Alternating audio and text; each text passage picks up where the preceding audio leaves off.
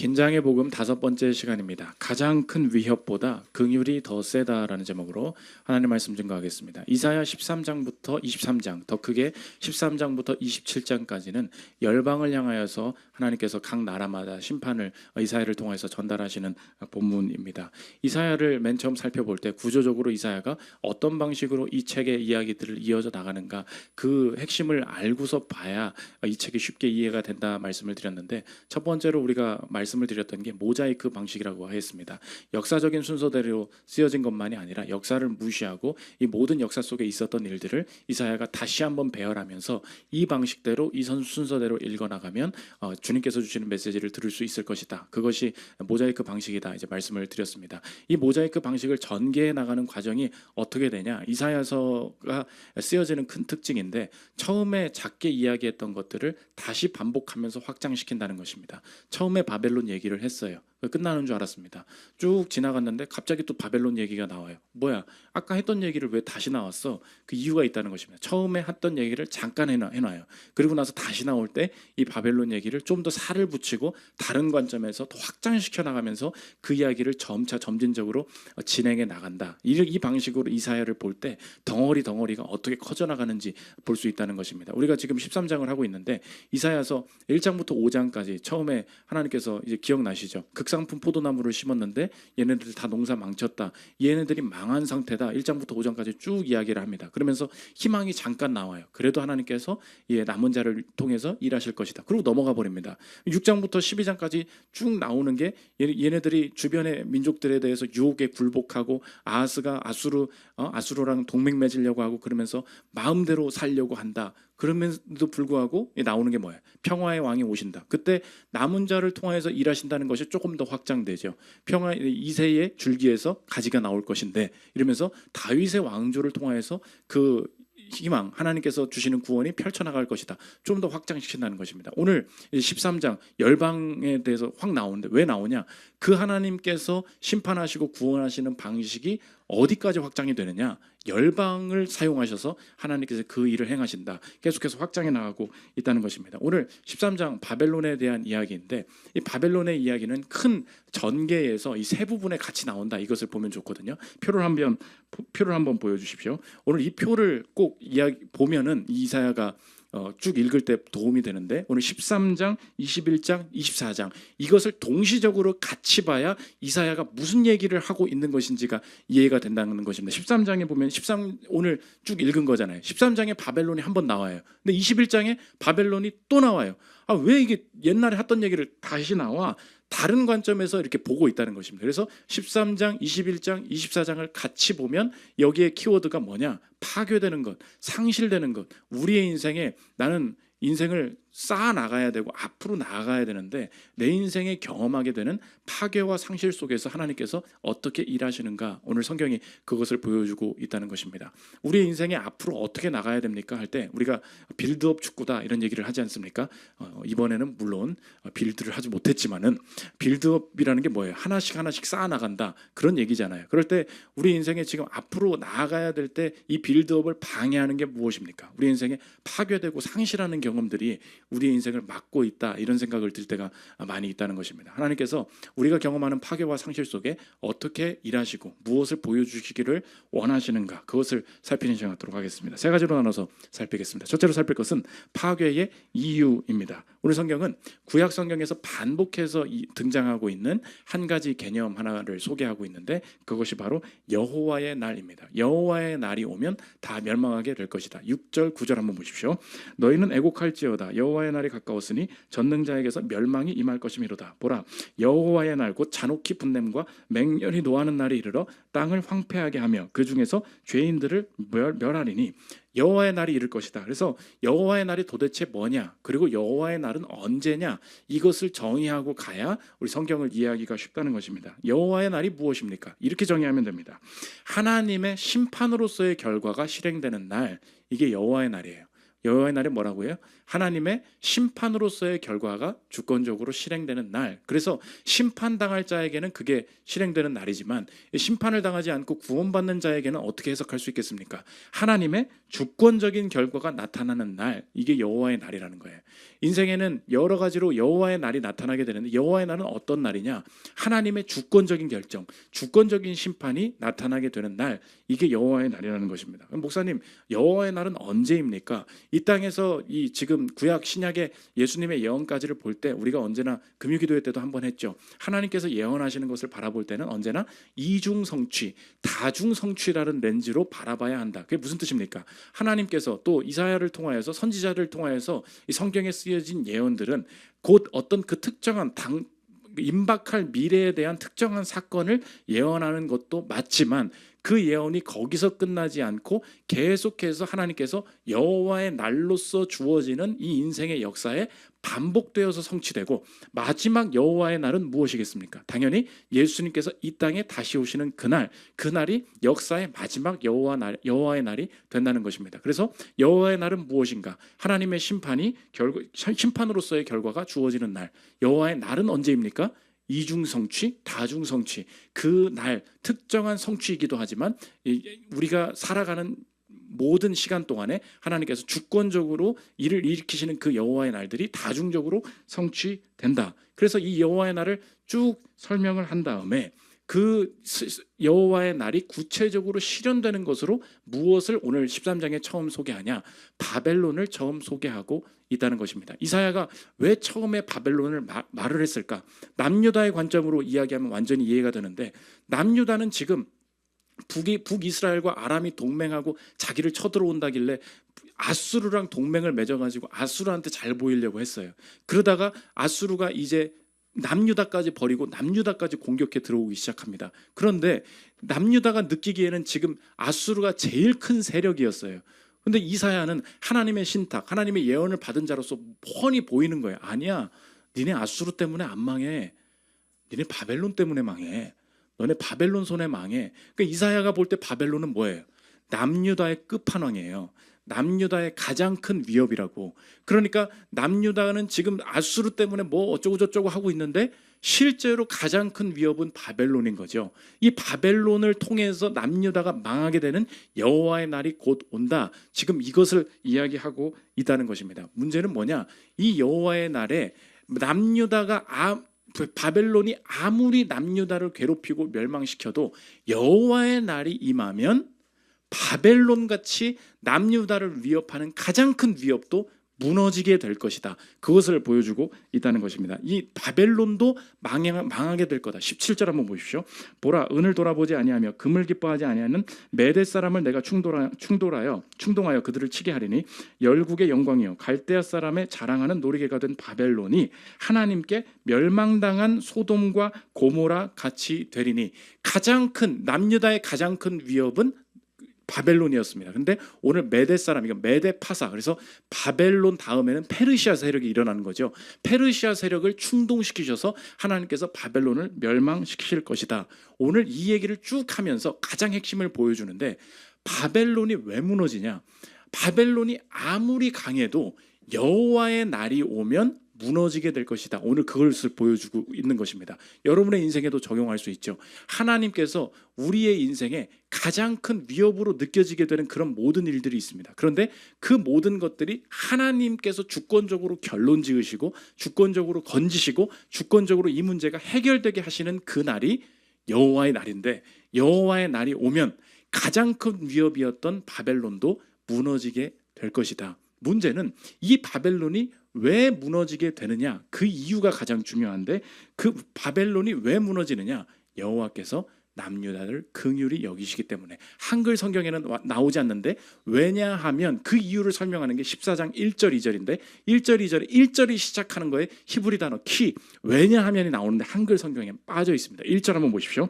왜냐하면 여호와께서 야곱을 긍휼히 여기시며 이스라엘을 다시 택하여 그들의 땅에 두시리니 나그네 된 자가 야곱 족속과 연합하여 그들에게 예속될 것이며 민족들이 그들을 데리고 그들의 본토에 돌아오리니 이스라엘 족속이 여호와의 땅에서 그들을 얻어 노비로 삼겠고 전에 자기를 사로잡던 자들을 사로잡고 자기를 압제하던 자들을 주관하리라. 바벨론이 망하는 이유, 바벨론보단 이스라엘이 낫기 때문에 그게 아니라는 거예요. 바벨론이라는 남유다의 가장 큰 위협이 무너지게 되는 이유를 설명해 주고 있는데, 여호와의 날이 임하게 되는 이유를 설명해 주고 있는데, 그 이유가 뭐래요? 왜냐하면 여호와께서 야곱을 긍휼히 여기시기 때문에. 바벨론이 망하는 이유는 하나님께서 남유다를 불쌍히 여기신다. 하나님께서 남유다를 긍휼히 여기신다. 그것 때문에 여호와의 날이 임하게 되는 것이다. 이 구조를 보여주고 있다는 것입니다. 그렇다면 저와 여러분의 삶에서도 하나님께서 우리의 인생에 가장 큰, 지금 내가 속한 이 상황, 이 나이대에 내가 지금 당면하고 있는 재정의 문제, 질병의 문제, 주제들은 다 다를 수 있죠. 그런데 내가 직면한 이 문제를 풀어가야 되는데, 이 문제가 어떻게 결론 지어질 것이냐, 어떻게 풀려지게 될 것이냐 라는, 그렇기에는 나는 힘이 약하다, 돈이 없다, 문제가 너무 산더미다 라고 내 마음에 좌절될 때마다 하나님께서 이것을 어떻게 해결해 가실 것이냐라고 하시는 하나님의 해결의 방법을 보여주고 있는데, 정리하면 오늘 제목과 같다는 것입니다. 가장 큰 위협보다 긍휼이 세다는 거예요. 우리의 인생에 당면하고 있는 가장 큰 위협들, 주제들은 다 다르겠지만, 내가 만약 하나님 앞에 택한 존재, 택한 받은 가정이라면 어려운 일들, 감당해낼 수 없는 일들, 그것이 내가 이제 돈을 모으면 해결된다, 그렇지 않다는 거예요. 시간이 지나면 자연스럽게 해결될 것이다, 그렇지 않다는 거예요. 조금 더 실력을 쌓으면 그때 바벨론을 이길 수 있을 것이다. 지금 전혀 힘싸움을 얘기하고 있지 않아요. 무엇 때문에 해결이 돼요? 여호와의 날 때문에 해결이 된대요. 여호와의 날이 뭐라고요? 하나님이 주권적으로 결론을 만들어내시는 날, 그거예요. 하나님이 주권적으로 심판하시는 날, 그게 여호와의 날이에요. 그런데 이 문제를 놓고 하나님께서 여호와의 날에 하나님이 주권적으로 해결해 나갈 것을 어떻게 확신할 수 있습니까? 내가 잘해서, 내가 모아서, 그나마 내가 쟤보다 나으니까 아니고, 왜냐하면 여호와께서 야곱을 긍휼히 여기시기 때문에. 오늘 내 인생에 내가 닥쳐 있는, 내가 감당해야 되는 모든 상황보다 하나님께서 나를 불쌍히 여기시는 그 힘이 훨씬 세다. 그때 내 인생에 이 소망 가운데 이 위협을 감당해낼 수 있는 자신감이 생기게 된다는 것입니다. 이번 주에 제가 여호와의 날 설명했는데, 여호와의 날이 저에게도 임했어요. 이번 주가 제 여호와의 날이다. 요즘 제가 사역을 할 때 교회 일들이 많아지고 그러다 보니까 대부분은 이제 외부 사역을 안 하고 교회 안에 일들하고 뭐 설교 준비하고 이런 시간을 충분히 확보하기 위해서 외부도 잘 안 나가고 그랬었습니다. 그래서 이번 주는 아무것도 없는 날이었어요. 그런데 갑자기 그 책이 하나 나왔는데 북토크를 한번 하자 그러대요. 그래서 출판사 홍보도 해줘야 되고 이렇게 하니까 하루 정도는 괜찮습니다. 그래서 화요일 날 북토크를 잡았습니다. 열심히 또 잘했죠. 근데 그 북토크가 잡히기 전에 몇 주 전에 또 전화가 오더라고요.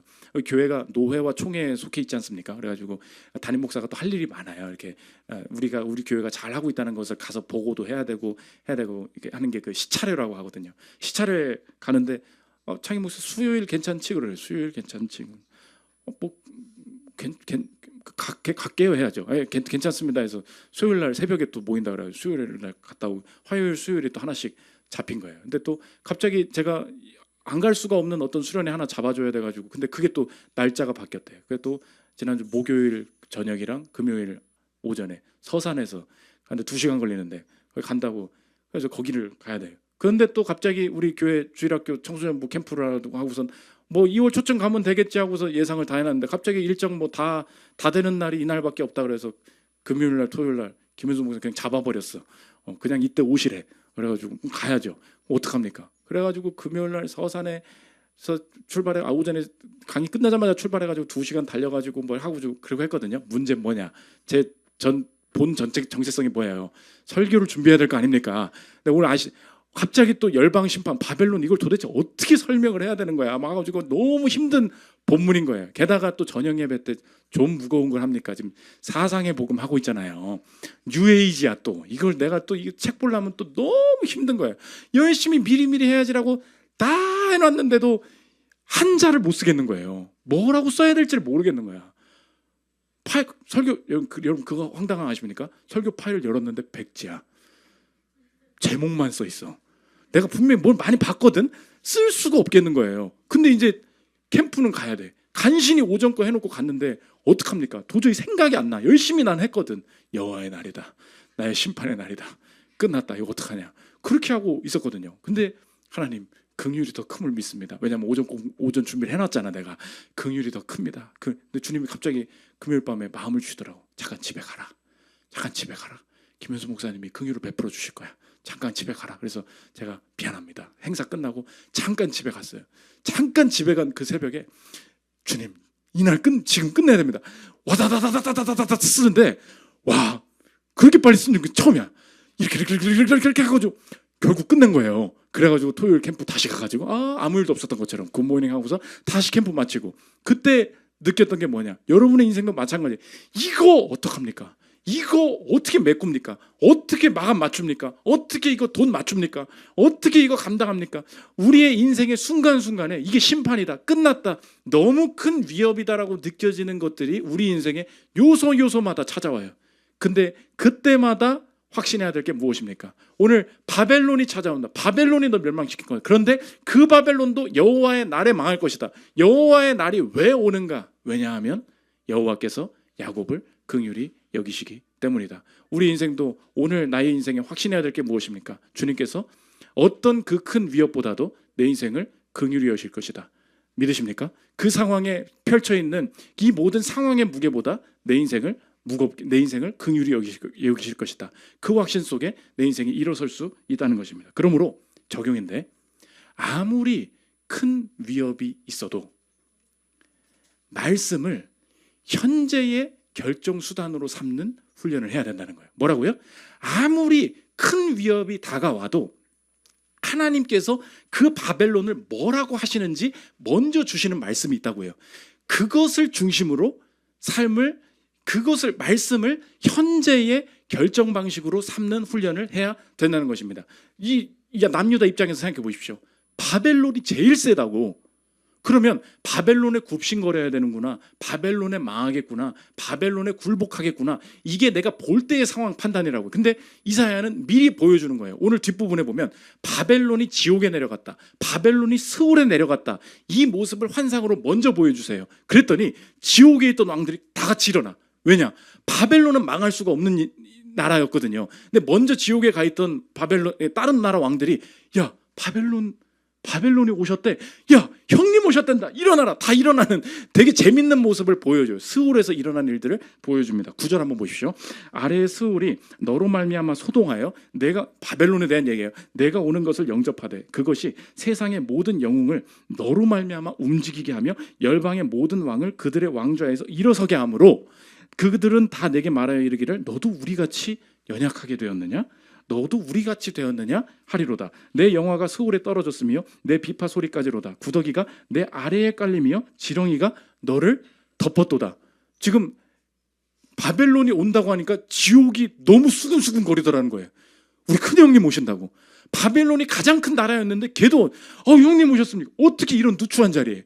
지금 그 얘기를 하고 있다는 거예요. 이걸 지금 남유다한테 왜 보여주고 있냐는 거예요. 남유다가 현실로 보는 건 뭐예요?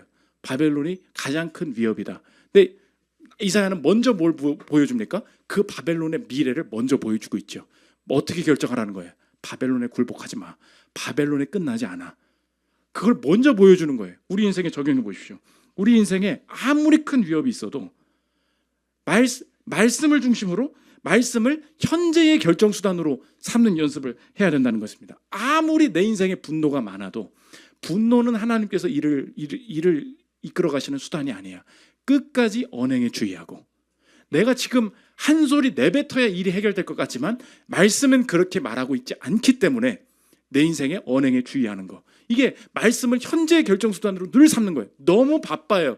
너무 바빠서 예배에 올 시간이 없어요. 현재로 볼 땐 그렇게 되지만 다른 일들이 밀려도 내가 예배 드리는 것이 내 인생 사는 길이다. 말씀은 그렇게 말하고 있다. 그래서 다른 스케줄을 빼고 주일에 스케줄 잡지 않고 예배 드리는 것부터 시작하는 거. 말씀을 현재 결정 수단으로 삼는 거예요. 지금은 너무 돈이 팍팍하고요. 이거 돈 이렇게 헌금했다가는 아무것도 지금 뭣도 못 사주겠습니다.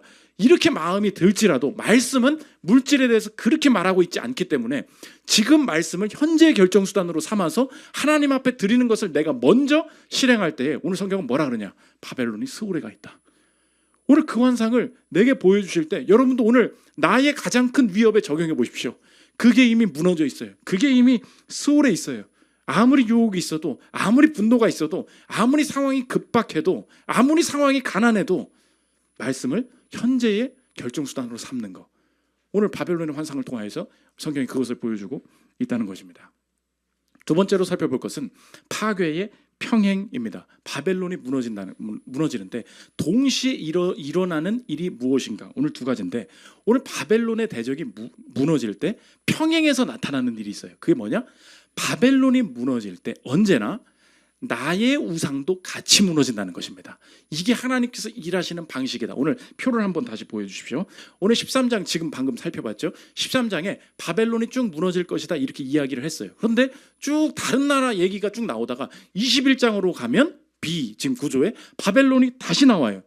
그럴 때 차이가 있어요. 13장 지금 본 거에는 바벨론이 군대적으로 어떻게 무너질 것이다 쭉 얘기해요.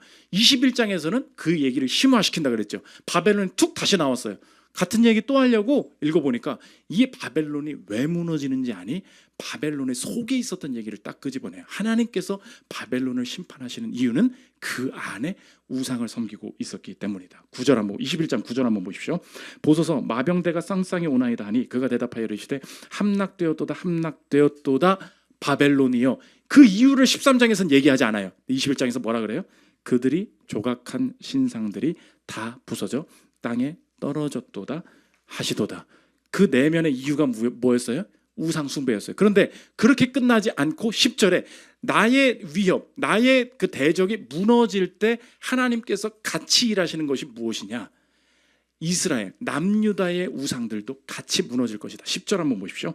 내가 짓밟은 너여, 내가 타작한 너여, 내가 이스라엘의 하나님 만군의 여호와께 들은 대로 너희에게 전하였노라. 갑자기 인칭이 바뀌어요. 내가 짓밟은 너여, 내가 타작한 너여. 지금까지 바벨론이 우상으로 무너졌는데 그 동시에 10절에 뭐라고 말하냐? 내가 짓밟은 너여. 너는 누구예요?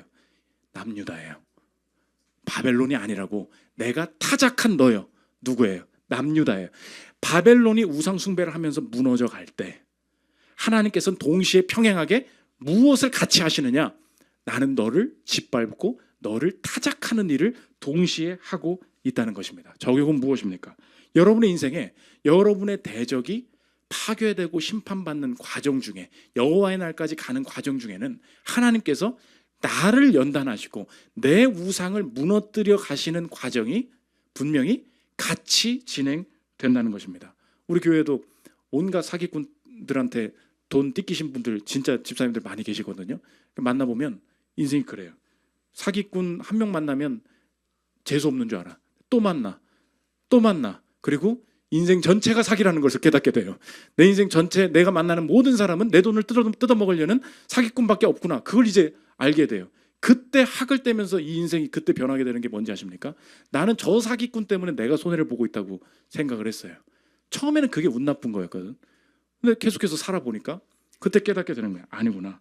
하나님이 이 사기꾼 계속 보여주시면서 그 고백이에요. 내가 돈 의지하고 사는 거 완전히 끊어졌다는 거예요.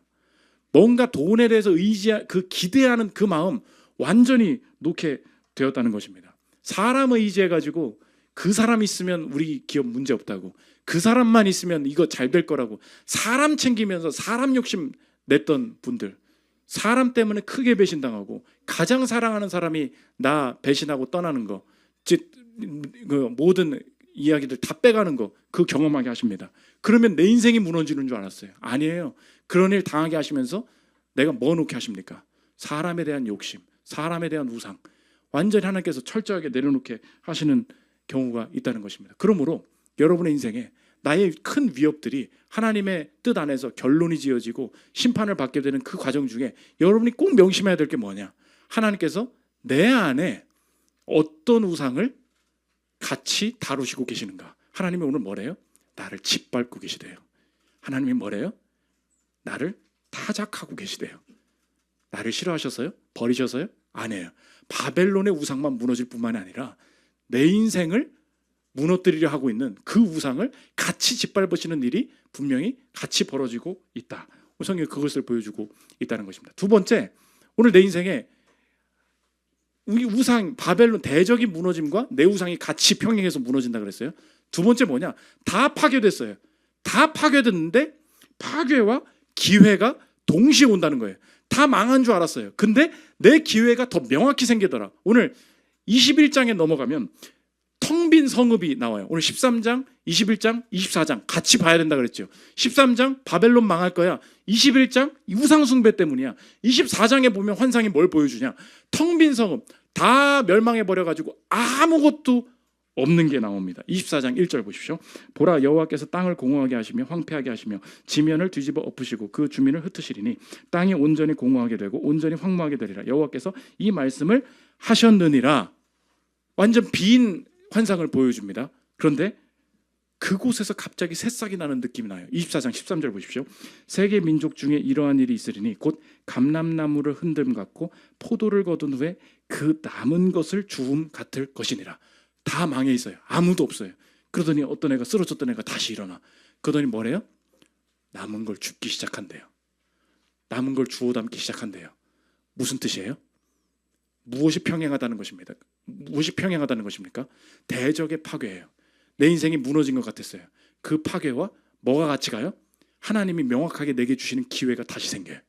그러니까 파괴와 기회가 같이 간다는 것입니다. 지금까지는 내가 뭘 하고 살아야 될지, 바벨론에 굴복해야 될지, 내가 미래를 어떻게 펼쳐야 돼야 내가 나가야 될지 다 몰랐어요. 그런데 태풍이 한번 확 휩쓸고 갑니다.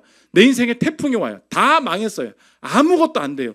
이제 어디에 취업해서 뭐 먹고 살아? 답이 없어요. 다 무너졌다고. 근데 오늘 보여주는 건 뭐예요? 일어나서 남은 걸 줍게 된대요. 무슨 뜻이에요? 이 파괴된 게 내 인생을 다 무너뜨린 줄 알았는데 오히려 이 태풍 이후에, 이 광야 이후에 더 명확한 시선을 가지고 이거 하라고 하시는구나. 이거 주우면 되겠네. 이거 갖다 쓰면 되겠네. 더 명확해져서 나의 기회가 더 분명하게 드러나게 된다. 오늘 그것을 보여주고 있다는 것입니다. 그래서 오늘 여러분의 인생의 적용인데, 파괴된 후에 주어지는 것이 진짜 내 사명이라는 거예요. 다시, 파괴된 후에 주어지는 것이 진짜 내 사명이라고 생각해 보십시오. 내가 이것도 트렌드 같고 이것도 기회 같고 처음에 살아갈 때는 이것도 될 것 같고 저것도 될 것 같고 막 이리저리 일을 벌려요. 그러다 다 무너지거든. 그때 어디 취업해? 이 나이 먹고 이제 뭘 어떻게 할 거야? 이런 게 다 무너져 있다고. 근데 하나님께서 아무것도 없는 것 같은데 명확한 걸 딱 하나 보여주세요. 저도 좀 열심히 지금 설교 사역을 하고 있지 않습니까? 많은 분들이 그래요. 목사님은 굉장히 이 부분에 대해서 굉장히 열심히 하시는 것 같다고. 이것만 집중해서 열심히 하시는 거예요. 왠지 아느냐? 내가 숨어서 망한 게 많아서 그래. 내가 속으로 맨날 그러거든요. 겉으로 저를 볼 때는 많은 사람들이 하나만 집중해서 아니에요. 저 다방면에 엄청 관심 많고 뭐 좀 해보려고 아주 여러분 몰래 이것저것 많이 해봤다고. 다 망했다고 다. 아무것도 안 돼. 그때 나는 이거 교회 하면서 난 돈이 없으면 어떡하나, 내가 이제 정말 이거 교회 아무도 안 오면 어떡하나, 제가 그 고민을 얼마나 많이 했겠습니까? 그래서 이것도 해보려고 하고 저것도 해보려고 하고 여기다 또 파이프라인을 만들고 여기다 라인마다 다 물이 끊겼어. 아무것도 되지 않아. 그럴 때 그럼 다 망했다. 나는 이제 어려운 뿐이다. 다 무너졌을 때 하나님께서 줍게 하세요. 더 인생이 맑아지게 하세요. 이제 더 어디 볼 것도 없어요. 원하는 게 뭐? 하나님께서 이거 원하시는구나. 이 말씀 전하는 거 집중하기를 원하시는구나. 그때 기회가 명확히 보이는 거예요. 여러분의 인생도 이렇게 인생의 젊음을 여러 가지로 방황하신 분들이 마지막에 집사님들 뭐라 하는지 아십니까? 하나님이 이 교회 만나게 하셨어요. 하나님이 이거 기도하라고 하셨어요. 하나님이 이 노년에 가정 위에 기도하게 하셨어요. 하나님께서 이거 붙들어 주신 게 내가 확신해요. 명확해져요. 그때 세상적으로 보면 내 지난 커리어가 다 쓸모없게 된 것 같았는데 하나님이 원하시는 하나가 보여요. 그거 붙잡고 가게 된다는 것입니다. 제임스 다이슨이라는 분이 계십니다. 다이슨 어디서 많이 들어봤죠? 그 다이슨, 그 청소기 다이슨, 그 드라이 다이슨, 그 다이슨. 그분이 인생에 만든 게 뭐예요? 사이클론 그거 만든 거잖아. 왜 자꾸 청소기는 말이야? 먼지 필터에 막 먼지 다 껴가지고 청소기 막히고 그거잖아요. 그래서 공기는 통과하고 먼지는 막히게. 그거 평생 개발한 게 다이슨 아닙니까? 근데 이 사이클론 이거 자기가 왜 이것을 만드는 데 엄청나게 집중하게 됐냐? 이걸 최종적으로 만들어내는데 5,100번의 실패를 했다는 거예요. 근데 내 인생을 스스로 돌아볼 때 내가 이거 해결해야 돼. 이거 어떻게 하면 할 수 있을까라고 하나에 파서 집중하는 그걸 어디서 왔나 스스로 자신을 회고해 봤을 때 자기 자서전에 이렇게 얘기합니다. 자기 인생에 아빠가 너무 일찍 없어졌다는 거예요. 그분의 얘기입니다. 들어보십시오. 나는 실패를 통해 나만의 방식으로 일을 해결함으로써 혼자 배우고 터득하는 것을 즐긴다. 어쩌면 8살 이후부터 모든 것이 어떻게 돌아가는지 보여줄 아버지가 없었기 때문일 수도 있다. 나는 아버지를 정말로 그리워했다. 몇 년 후 버지니아 아이언사이드가 쓴 책을 읽다가 로버트 월폴에서부터 존 메이저에 이르는 영국 총리의 85%가, 그리고 조지 워싱턴에서부터 버락 오바마에 이르기까지 12명의 미국 대통령이 일찍 아버지를 여의었다는 흥미로운 사실을 알게 되었다. 물론 아버지를 여의는 것이 성공으로 가는 일종의 끔찍한 티켓이라는 말은 절대 아니다. 단지 어린 나이에 겪은 상실감이 때로는 훗날 위대한 성취를 이루게 만드는 격려나 동기가 되는 것 아닐까 하는 생각이 들 뿐이다. 내 인생의 가장 큰 황폐해진 자신의 인생의 무너짐이 뭐였대요? 8살에 아빠가 없어진 거. 누가 바라봐도 이게 뭐가 기회예요? 상실이고 파괴지. 그런데 누가 이건 이렇게 하는 거야 라고 알려줄 사람이 없기 때문에 자신이 5,000번 동안 이거 어떡하지? 어떡하지? 혼자 하는 그게 어떻게 생기는 바람에 타이슨이 그렇게 만들어졌다는 거예요. 여러분 인생도 마찬가지 아닙니까? 남들이 볼 때는 아무것도 없죠. 다 망했죠. 여기서 어떻게 시작해? 세상적인 커리어로는 그 연결이 안 돼요. 오늘 성경이 뭐래요? 황폐해진 그 성읍에 갑자기 뭘 주워 담기 시작할 거래. 그 사명이에요. 여러분의 인생에 하나님께서 명확하게 파괴 이후에 붙들게 하시는 게 뭔가, 그 광야의 시절 지나고 집중하게 하시는 건 뭔가, 그게 사명입니다. 하나님께서 우리 인생을 그렇게 집중하게 하신다는 거예요. 마지막 세 번째, 파괴의 선구자입니다. 여호와의 날, 이거 다중 성취라 그랬어요. 바벨론이 멸망하는 그날 성취가 되고, 우리의 인생의 마지막 날, 예수님께서 다시 오시는 그때의 여호와의 날이 다시 마지막으로 역사 속에 성취가 된다. 그런데 우리의 인생에 하나님을 믿든 믿지 않든 우리의 인생이 마지막으로 하나님의 주권적인 심판으로서의 결정이 이루어지는 날, 우리는 그것을 맞이하고 있다는 것입니다. 그 마지막 우리의 여호와의 날이 무엇입니까? 그 죽음이죠. 죽음은 하나님의 주권적인 결정이에요. 왜 그렇죠? 언제 죽을지 모르기 때문에. 히브리서 9장 27절 보십시오. 한 번 죽는 것은 사람에게 정해진 것이요 그 후에는 심판이 있으리니 이와 같이 그리스도도 많은 사람의 죄를 담당하시려고 단번에 들이신 바 되었고 구원에 이르게 하기 위하여 죄와 상관없이 자기를 바라는 자들에게 두 번째 나타나시리라. 계속 한번 띄워주십시오. 한 번 죽는 것은 사람에게 정해진 것이다. 이것이 모든 하나님을 믿든 믿지 않든 모든 자가 맞이해야 될 역사의 마지막 여호와의 날이 된다는 것입니다. 그런데 예수님께서 이 땅에 오셔서 하신 일이 무엇인가?